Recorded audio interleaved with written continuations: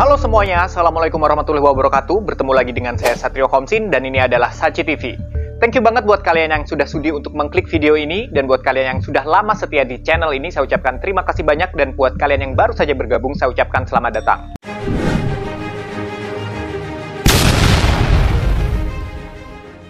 Di video kali ini saya akan membahas beberapa orang, nama-nama besar yang merupakan ratu-ratu tercantik di tanah Jawa. Belakangan, mungkin banyak di antara kita, apalagi kalian-kalian yang masih sangat-sangat muda, yang tergolong dalam generasi milenial disebutnya, banyak sekali di antara kalian yang menggandrungi artis-artis luar negeri, baik itu Hollywood ataupun K-popers misalkan. Tetapi tahukah kalian bahwa jauh-jauh hari sebelum itu, di Indonesia sendiri sudah banyak terdapat nama-nama besar yang berkuasa, yang memiliki paras serta perilaku yang luar biasa, yang mungkin kebanyakan di antara kalian belum banyak tahu. Oke guys, kita langsung saja mengulas satu persatu siapa saja mereka. Ratu-ratu cantik di atas surga yang berada di Khatulistiwa ini, di atas serpihan surga, di atas muka bumi. Ratu yang pertama adalah Ratu Sima. Ratu Sima adalah permaisuri dari Raja Kartikeya Singa yang menguasai kerajaan Kalingga pada tahun 648 sampai 674 Masehi. Ketika Raja Kartikeya Singa wafat, maka Ratu Sima lah yang menggantikan tonggak kekuasaan kala itu.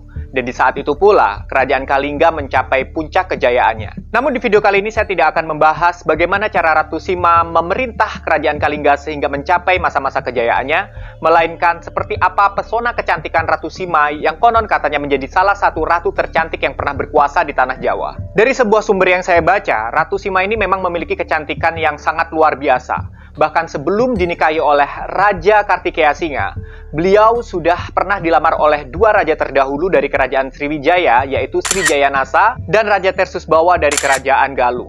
Akan tetapi, kedua lamaran tersebut ditolak. Salah satu dari raja yang tertolak tersebut adalah Srijaya Nasa, raja dari kerajaan Sriwijaya. Karena dia merasa tidak terima lamarannya ditolak oleh Ratu Sima, maka dia memutuskan untuk menyerang kerajaan Malaka yang merupakan sebuah kerajaan yang masih memiliki hubungan kerabat dengan kerajaan Kalingga.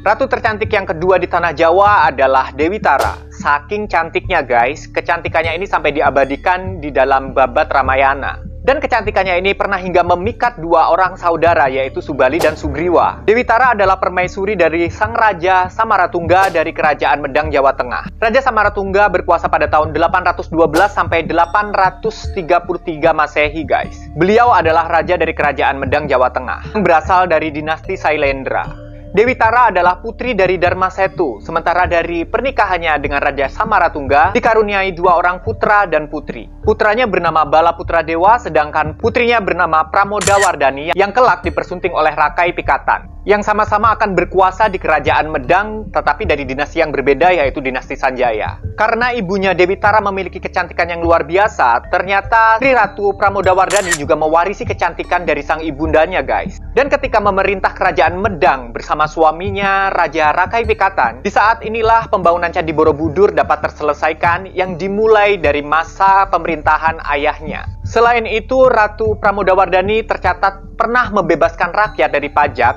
agar supaya rakyatnya ikut merawat Candi Borobudur guys. Selain itu, keputusan untuk membebaskan rakyatnya dari pajak adalah langkah Ratu Pramodawardhani untuk meringankan beban rakyatnya, hingga Pramodawardhani dicintai oleh rakyatnya. Next, ratu berikutnya yang tercantik di tanah Jawa adalah Dewi Laksmi, yang merupakan permaisuri dari Raja Airlangga, yang merupakan raja pertama dari kerajaan Kahuripan. Konon kecantikan Dewi Laksmi ini hingga menyebabkan sebuah peristiwa berdarah guys. Hal ini dikarenakan kecantikan Dewi Laksmi telah menarik banyak sekali mata raja-raja dan pria-pria berpengaruh di zamannya. Salah satunya adalah Haji Wurawari. Akan tetapi Haji Wurawari kurang beruntung nih guys. Haji Wurawari lamarannya ditolak oleh ayahanda dari Dewi Laksmi. Sehingga pada hari pernikahan Prabu Airlangga dan Dewi Laksmi, Haji Wurawari menyerbu acara pernikahan tersebut dengan dibantu oleh pasukan dari kerajaan Sriwijaya yang menyebabkan tewasnya sebagian besar dari para undangan. Tapi di sini beruntungnya Prabu Airlangga dan Dewi Laksmi berhasil melarikan diri dan untuk sementara bersembunyi di hutan Wanagiri. Next, kita punya Ratu Kendedes. Kalau ratu yang satu ini disebut juga sebagai ibu para raja-raja Jawa. Kecantikannya sangatlah melegenda.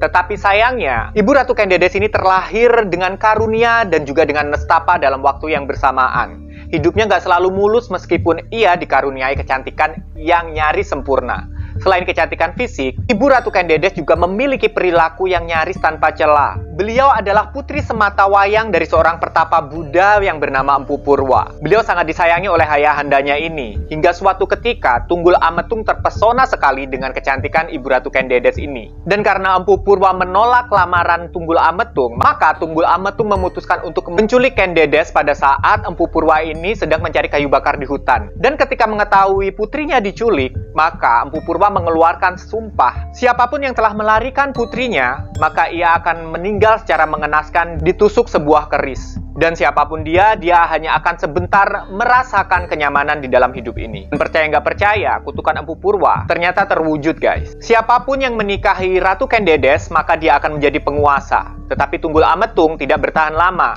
Karena di saat Kendedes hamil tua, dia direbut oleh Ken Arok yang merupakan pengawal pribadinya sendiri. Dan lahirlah Anusapati sebagai putra mereka. Tapi begitu Anusapati dewasa, justru dialah yang membunuh Ken Arok sebagai upaya balas dendam atas kematian ayahnya, Tunggul Ametung. Next, kita punya ratu cantik dari tanah Jawa, yaitu Ratu Sibanji. Ratu Sibanji adalah putri dari Kerajaan Campa yang menikah dengan Prabu Brawijaya V, raja terakhir dari Kerajaan Majapahit. Konon katanya saking cantiknya, Prabu Brawijaya V hingga tergila-gila, guys. Sampai-sampai dikatakan Prabu Brawijaya V ini hingga melalaikan tugas negara saking kecanduan sama kecantikannya Ratu Sibanji ini. Hingga akhirnya para penasehat istana menyarankan agar Ratu Sibanji ini diasingkan saja. Dan Prabu Brawijaya V menyetujui saran tersebut sehingga mengasingkan Ratu Sibanji ke wilayah Kerajaan Sriwijaya. Jadi Ratu Sibanji ini diceraikan kemudian diasingkan ya, guys. Dan di wilayah Kerajaan Sriwijaya tersebut, beliau menikah lagi dengan seorang adipati bernama Arya Damar. Oh iya guys, Ratu Sibanji dari Kerajaan Campa ini merupakan ibunda dari Raden Patah yang merupakan pendiri Kerajaan Demak, guys.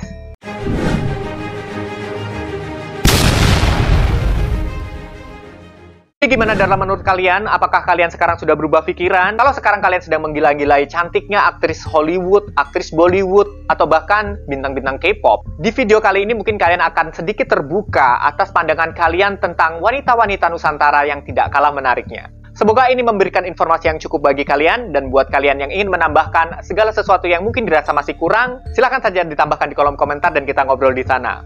By the way, gue mohon maaf karena keterbatasan sumber, maka segala gambar dan foto-foto yang saya tampilkan di sini merupakan ilustrasi ya guys. Oke, dan laku semuanya. Thank you so much. Sampai ketemu di video berikutnya. Assalamualaikum warahmatullahi wabarakatuh. Salam semakin viral. I love you guys.